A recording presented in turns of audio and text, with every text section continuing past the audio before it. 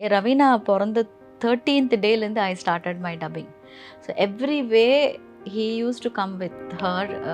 பால் கொடுக்கறதுக்கு டைம் ஆகும்போது use to bring her. ரொம்ப கஷ்டப்பட்டிருக்காரு.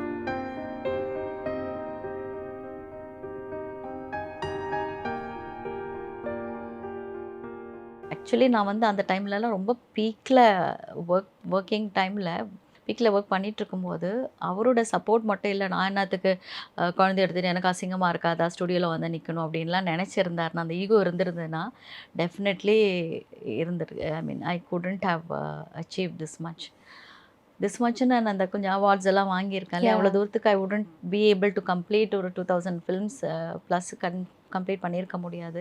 நிம்மதியாக இருந்திருக்க முடியாது. ஏன்னா எனக்குள்ள அந்த பேஷன் இருக்குது, அந்த டேலண்ட் கடவுள் கொடுத்துருக்காரு.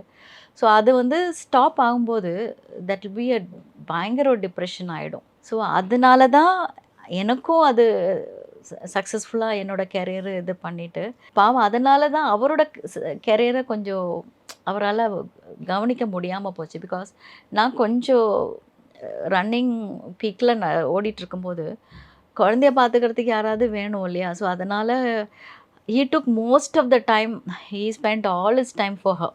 எனக்கு அது ரொம்ப ஒரு டைமில் ஒரு கில்ட்டாகவும் இருந்தது. பட் ஆனால் சிங்கிங் ப்ரொஃபஷனில் அன்லெஸ் அது ஒரு லக்குன்றது எல்லா ஃபீல்டுலேயும் இருக்குது. But what ever I was very happy. அதான் அவரோட சப்போர்ட்டு தான் ரவீனாக்கும் இந்த அளவுக்கு இது வந்தது.